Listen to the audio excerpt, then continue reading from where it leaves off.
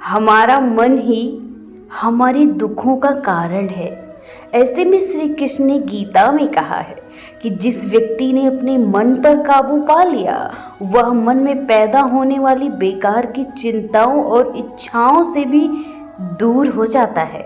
साथ ही व्यक्ति अपने लक्ष्य को आसानी से प्राप्त कर लेता है। और तो और मित्रों, क्रोध में व्यक्ति नियंत्रण खो बैठता है, आवेश में आकर गलत कार्य करता है। यहाँ तक कभी कभी गुस्से में व्यक्ति खुद को ही आहित कर बैठता है। गीता में श्री कृष्ण ने बताया है कि क्रोध को खुद पर हावी नहीं होने देना चाहिए। यदि गुस्सा आए तो स्वयं शांत हो जाना चाहिए। एक बार की बात है, धर्मराज युधिष्ठिर कहने लगे, हे कृष्ण, बैसाख मास की शुक्ल पक्ष एकादशी का क्या नाम है तथा उसकी कथा क्या है? इस व्रत की क्या विधि है? ये सब विस्तार पूर्वक बतलाइए। श्री कृष्ण कहने लगे, हे धर्मराज, मैं आपसे एक कथा कहता हूँ जिसे महर्षि वशिष्ठ ने श्री रामचंद्र जी से कहा था। एक समय की बात है, श्री राम बोले, हे गुरुदेव, कोई ऐसा व्रत बताइए जिससे समस्त पाप और दुख नष्ट हो जाएं। मैंने सीता के वियोग में बहुत दुख भोगे हैं। महर्षि वशिष्ठ बोले, हे राम, आपने बहुत सुंदर प्रश्न किया है। आपकी बुद्धि अत्यंत शुद्ध और पवित्र है। यद्यपि आपके नाम के स्मरण से मनुष्य पवित्र और शुद्ध हो जाते हैं, तो भी लोकहित में ये प्रश्न अच्छा है। बैसाख मास में जो एकादशी आती है उसका नाम मोहिनी एकादशी है। इसका व्रत करने से मनुष्य सब पापों तथा दुखों से छूटकर मोह जाल से मुक्त हो जाता है। मैं इसकी कथा कहता हूँ, ध्यान पूर्वक सुनो। सरस्वती नदी के तट पर भद्रावती नाम की एक नगरी में दुतिमान नामक चंद्रवंशी राजा राज करता था। वो धन धान से संपन्न व पुण्यवान धनपाल नामक वैश्य भी वहीं रहता था।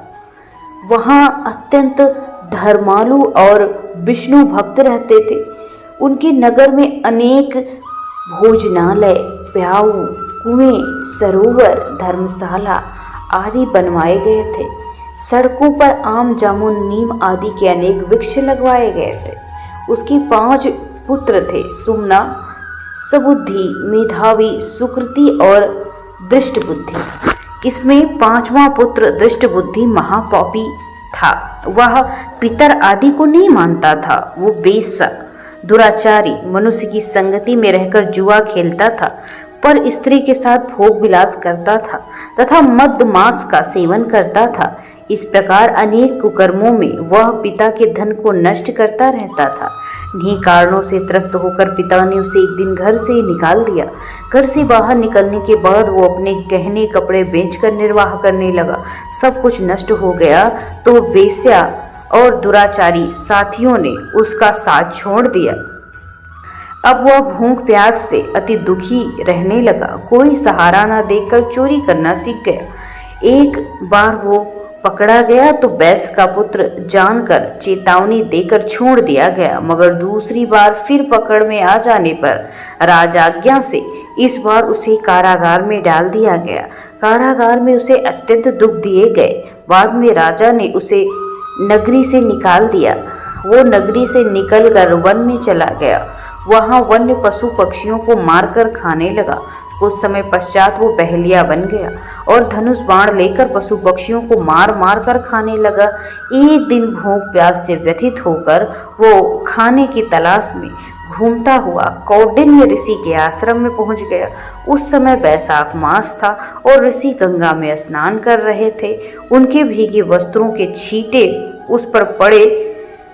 उस कुछ सुबुद्धि को उसे प्राप्ति हुई। वो कौंडिन्य मुनि से हाथ जोड़कर कहने लगा, हे मुनि, मैंने जीवन में बहुत पाप किए हैं। आप इन पापों से छूटने का कोई साधारण बिना धन का उपाय बताएंगे? इसके दीन वचन सुनकर मुनि प्रसन्न होकर कहने लगे, तुम बैसाख शुक्ल मोहिनी नामक एकादशी का व्रत करो, इससे समस्त पाप नष्ट हो जाएंगे। मुनि के वचन सुनकर वो अत्यंत प्रसन्न हुआ। उसने कहा कि मैं ये व्रत करूंगा, आप इसकी विधि बतलाइए। हे राम, इस व्रत के प्रभाव से उसके सारे पाप नष्ट हो गए। अंत में वो गरुड़ पर बैठकर विष्णु लोक को गया। इस व्रत से मोह आदि सब नष्ट हो जाते हैं। संसार में इस व्रत से श्रेष्ठ कोई व्रत नहीं है। इसके महात्म्य को पढ़ने अथवा सुनने से 1000 गोदान के बराबर फल की प्राप्ति होती है।